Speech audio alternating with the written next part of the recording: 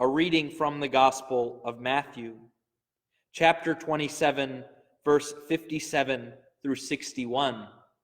When it was evening, there came a rich man from Arimathea named Joseph, who was himself a disciple of Jesus.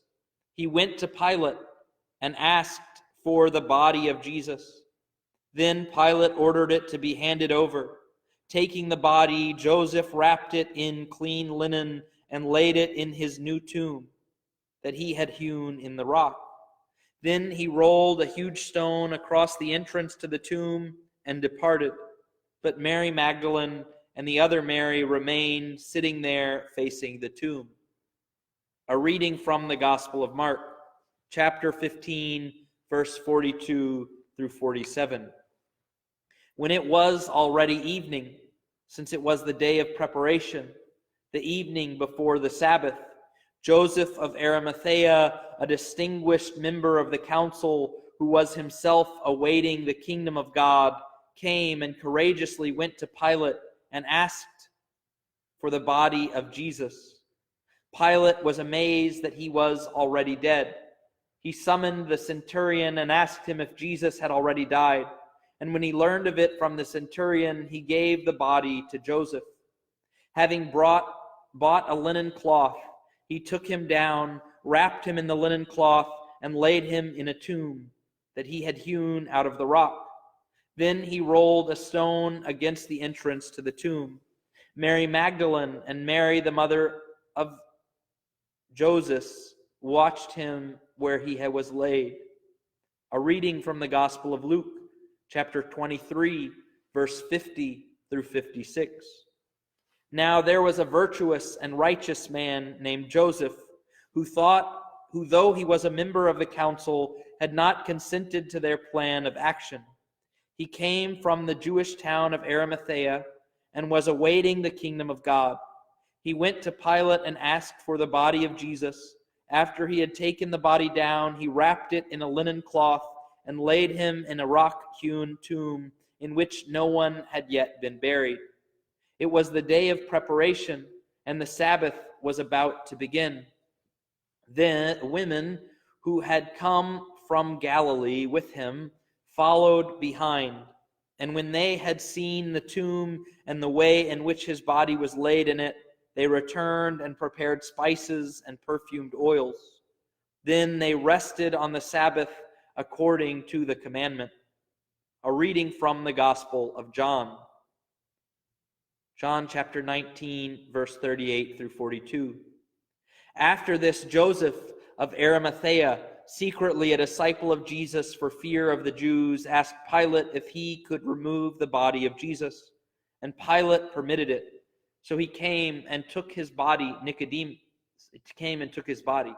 Nicodemus, the one who had first come to him at night, also came, bringing a mixture of myrrh and aloes weighing about 100 pounds.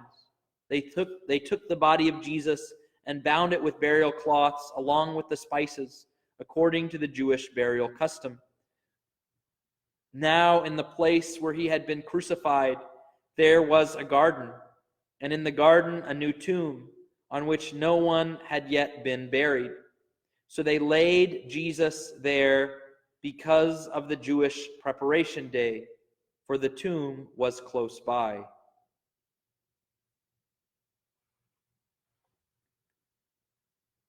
In the reading for this evening, we see the 4 different accounts of Christ's burial in the Gospels of Matthew, Mark, Luke, and John. And while we see that Christ's work on the cross is finished, his work is not over. He gets no time to rest. Jesus descends down into Sheol, the place of the righteous and the just, who could not enter heaven because they had not yet seen the Messiah, who could not enter heaven because they had not lived perfect lives. And so Jesus goes and he preaches. He preaches. He proclaims himself. He proclaims the good news, and the righteous and the just accept what Jesus proclaimed. And so what we will see is in the resurrection, Jesus does not rise alone. He does not rise alone. Rather, when he rises, Adam and Eve, Noah, Abraham, David, all of these righteous men, all of the righteous women, Sarah, Rebecca, Rachel and Leah,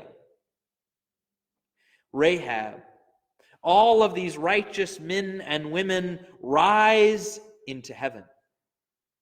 Now, I think it is important for us to think about the implications of what we are saying. That Jesus came not only to free us, but to free those souls who had died before him. Jesus was not satisfied until he had preached to all. He was not satisfied until all had a chance to accept his mercy.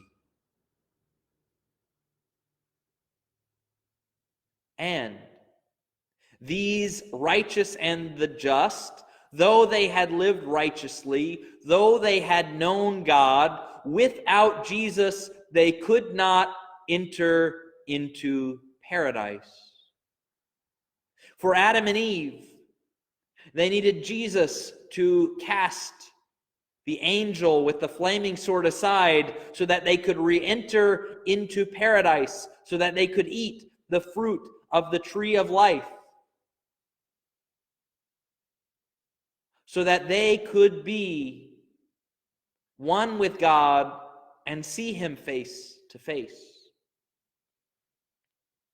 There is a question that many ask. Can non-Christians get into heaven? Here we see an example of many non-Christians who died non-Christian, who heard the proclamation of Jesus Christ, mostly Jews, who heard the proclamation of Jesus Christ and accepted, and through Jesus Christ they are able to enter. No one can get into heaven apart from Jesus Christ, because heaven is unity with Jesus Christ.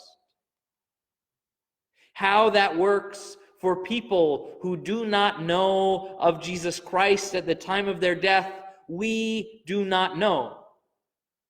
But we know that God is merciful. We know that God is loving. And so it would not be unreasonable to expect that many people are given an opportunity to accept Christ. But these are things that we do not know. These are things that we cannot know.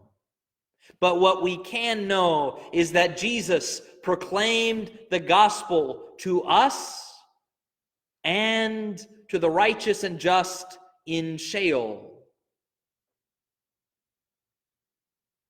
And that he loves us.